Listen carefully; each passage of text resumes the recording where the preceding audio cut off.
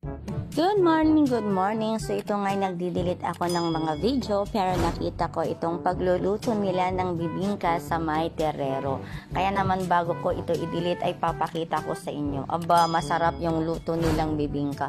Promise, parang gusto kong magpaluto. Nagugutom tuloy ako.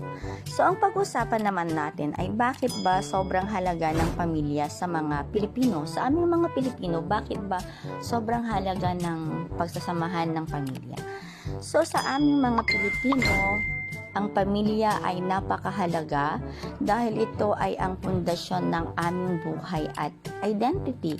Dito sa Pilipinas, ang pamilya ay hindi lamang limitado sa magulang, kapatid, kundi pati na rin sa mga kamag-anak at malalayong kamag-anak. Mapapansin mo ito kapag may mga okasyon, mahalagang okasyon gaya ng mga kasal, birthday, halos lahat ng mga kamag-anak iimbitahan mo. Ang pamilya ay nagbibigay suporta, proteksyon at pagmamahal sa bawat isa.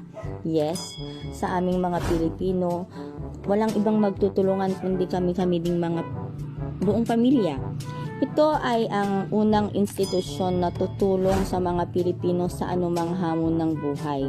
Sa mga oras ng kagipitan, ang mga Pilipino ay nagtutulungan at nagkakaisa upang magtagumpay at malampasan ang mga pagsubok. So kahit anumang pagsubok yan, alam nyo ba na kahit na may mga time na may hindi pagkakaintindihan o may konting away, in the end, pamilya pa rin kami at kaming mga Pilipino at nagkakapatawaran, nagkakaayos para mabuo ulit ang pamilya. Bukod dito, ang pamilya ay may malaking papel din sa pagpapalaganap ng halaga at mga tradisyon.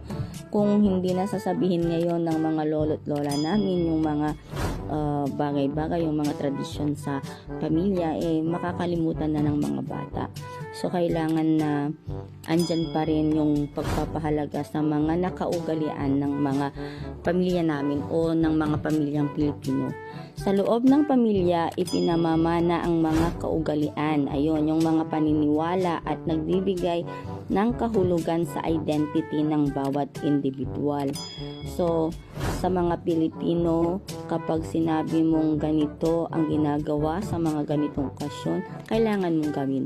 Halimbawa, yung mga pagbibigay ng atang, paglalagay ng atang kapag may kasal, pagpapadasal, ganun. Madaming mga kaugalian at paniniwala na sinusunod namin. Sa kabuuan, ang pamilya sa kultura namin dito sa Pilipinas ay hindi lamang